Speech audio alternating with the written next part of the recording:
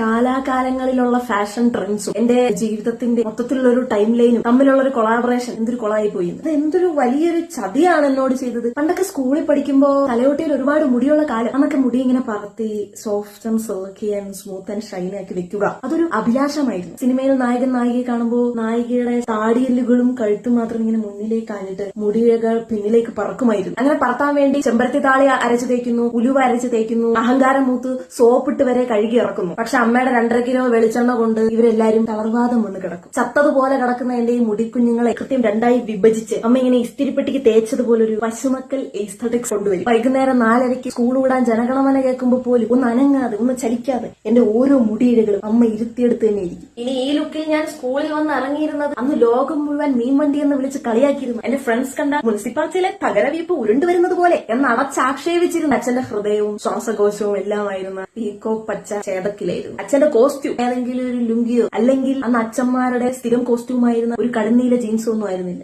അച്ഛൻ തന്നെ ഹാൻഡ് പിക്ക് ചെയ്തെടുത്ത ഫാബ്രിക് പ്ലീറ്റ്സ് ഒക്കെ വെച്ച് സൈഡ് പോക്കറ്റ് ഒക്കെ പ്രത്യേകം കസ്റ്റമൈസ് ചെയ്ത് അച്ഛന്റെ ഫേവറേറ്റ് ആയ തയ്യക്കാരന്റെ മാത്രം കൊടുത്ത് തയ്പ്പിച്ചിരുന്ന അല്ലെങ്കിൽ അയാളുടെ അഭാവത്തിൽ സ്വയം തയ്ച്ചിട്ടിരുന്ന പാൻസ് ആയിരുന്നു. അത് കണ്ടും എന്റെ വിവരദോഷികളായ ഫ്രണ്ട്സ് പറഞ്ഞു, നിന്റെ അച്ഛൻ എന്തിനടെ പൊടിപ്പുമില്ല പണി, അവിടെ ഗോതമ്പ് മാവ് പൊടിക്കാനിട്ടിരിക്കുന്ന തുണിയാ 2 കാലിലും വലിച്ചിട്ടിരിക്കണം. തെറ്റുപറ്റി, കാലത്തിന് തെറ്റുപറ്റി. 2025 ഞാൻ 5Dയിൽ പഠിച്ചിരുന്നെങ്കിൽ ഈ അവഹേളനങ്ങളെല്ലാം അലങ്കാരങ്ങളായി മാറിയാൻ. എന്റെ ജെൻസി ഫ്രണ്ട്സ് ഇങ്ങനെയൊന്നും ആയിരിക്കില്ല എന്നെ വരവേൽക്കുന്നുണ്ടാവുക. അവരെന്റെ അച്ഛനെ കണ്ടിട്ട് uncle you're fit, you ate it slay എന്നൊക്കെ പറഞ്ഞേനെ. കാലം എന്നോട് കാണിച്ച ക്രൂരതയിൽ എനിക്ക് കുറച്ച് ദണ്ണം ഉണ്ടെങ്കിൽ എന്റെ സമപ്രായക്കാരായ എന്നെ അവഹേളിച്ചവരോട് എന്റെ ഇന്നർ ചൈൽഡിന് പുച്ഛമാണ്. കാരണം അന്ന് ഗോതമ്പുമാവ് പൊടിക്കുന്ന തുണി എന്ന് നിങ്ങൾ കളിയാക്കിയിരുന്ന അതേ സാധനം വിലക്കുറവിൽ എവിടെ കിട്ടുമെന്ന് പറഞ്ഞ് നിങ്ങൾ തപ്പി നടക്കുന്ന ലൂസ് ഫിറ്റ് കൊറിയൻ ഐസ്തറ്റിക് പാൻസ് ആണ്. അന്നത്തെ നിങ്ങളുടെ ആ മീൻ വണ്ടിയാണ് ഇന്ന് എവിടെയെങ്കിലും പെയിന്റ് അടിച്ച് കുട്ടപ്പനായി കാണുമ്പോൾ ആരും കാണാതെ നിങ്ങളൊന്ന് തഴുകി തലോടി നോക്കുന്നത്.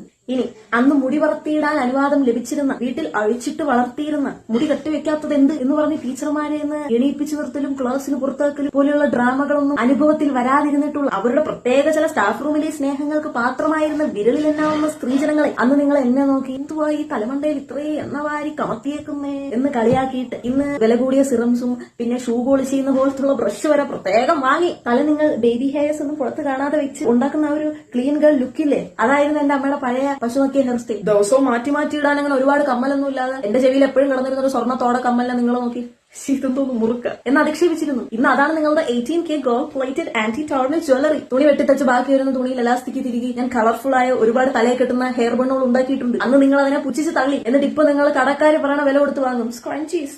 അയ്യോ എന്റെ സ്ക്രഞ്ചീസ് തീർന്നു, പുതിയത് വാങ്ങണം. നിങ്ങളോട് എനിക്ക് വെറുപ്പൊന്നുമില്ല. കാരണം ഇന്ന് ഞാൻ തിരിച്ചറിയുന്നു ഞാനും എന്റെ കുടുംബവും ഒക്കെ കാലത്തിനപ്പുറം സഞ്ചരിച്ച സ്റ്റൈലിസ്റ്റുകളായിരുന്നു.